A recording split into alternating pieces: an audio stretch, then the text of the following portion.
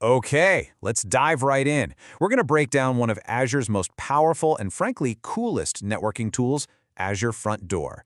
We'll see how it acts like a global welcome mat for your applications, making them faster, way more reliable, and a whole lot more secure.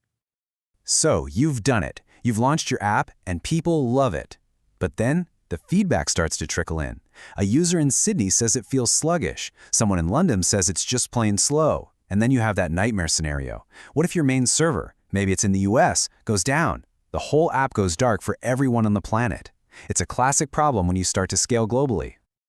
The two big enemies here are latency and reliability. I mean, it's just physics, right? When a user in Tokyo clicks the button, that request has to literally travel across the public internet all the way to a server in New York. You can feel that distance. And if all your eggs are in that one basket, you've created a single point of failure. It's a huge risk. Now this is where it gets really interesting. Instead of you having to piece together some complex global network yourself, Microsoft has a service that does all the heavy lifting. So let's introduce the hero of our story. This is Azure Front Door. Now, you might see CDN and think you know what this is, but it's so much more. Yeah, it's a content delivery network, but it's also a global Layer 7 load balancer. That's a bit of jargon, but all it really means is that it understands your application's traffic, web pages, API calls, not just raw network data. This lets it make incredibly smart decisions from one single front door for all your users. And this slide just hits the nail on the head.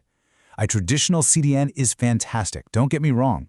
It's great for caching your static files, the images, the style sheets, the stuff that doesn't change. But Front Door?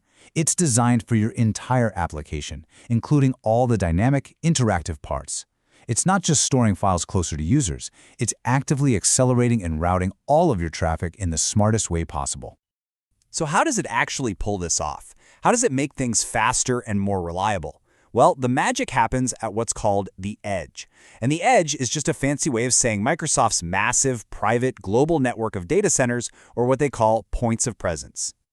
Let's just follow a single request to see how this works. Okay, so a user in Sydney wants your website. Instead of that request taking a slow trip across the public internet all the way to your server in, say, Europe, bam!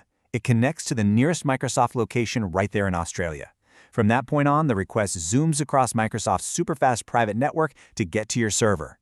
The response comes back the same way, and here's the kicker. The content gets cached at that Sydney location, so the next user nearby gets it almost instantly.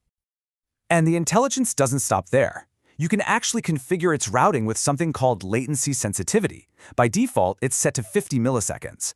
This basically tells Front Door, hey, if two of my servers respond within this tiny time window of each other, just consider them equally fast. That's huge, because it then allows it to use other rules, like traffic weighting, to perfectly balance the load between them.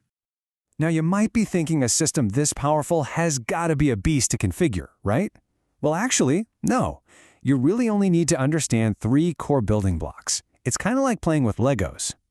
First up, the endpoint. This is the single public-facing domain name you give to all of your users. It's the literal front door. Whether your user is in Tokyo, London, or Rio, they all go to the exact same web address.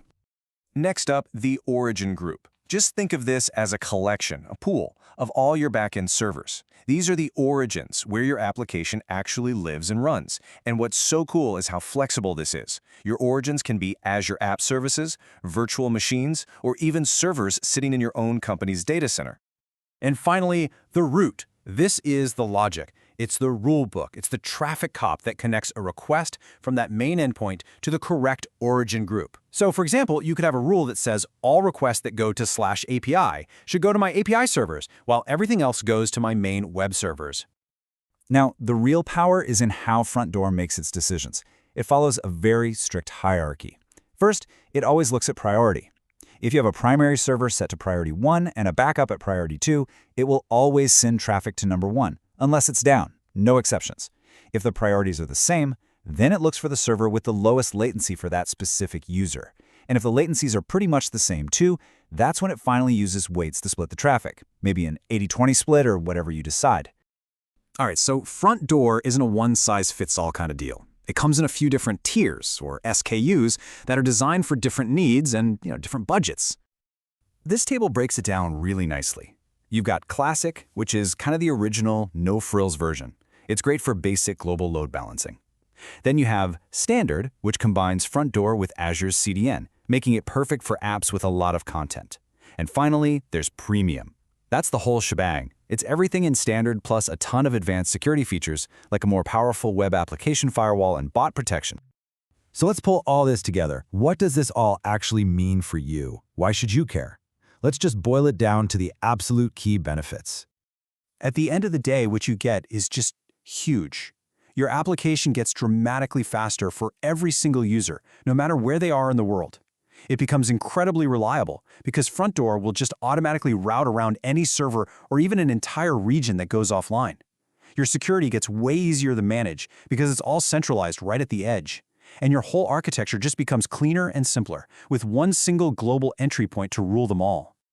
So I'll just leave you with this question to chew on. If you no longer had to worry about geography, latency, or a single region failing at the network level, how would that change how you design and build your next application? It really frees you up to stop worrying about the plumbing and just focus on building amazing features for your users.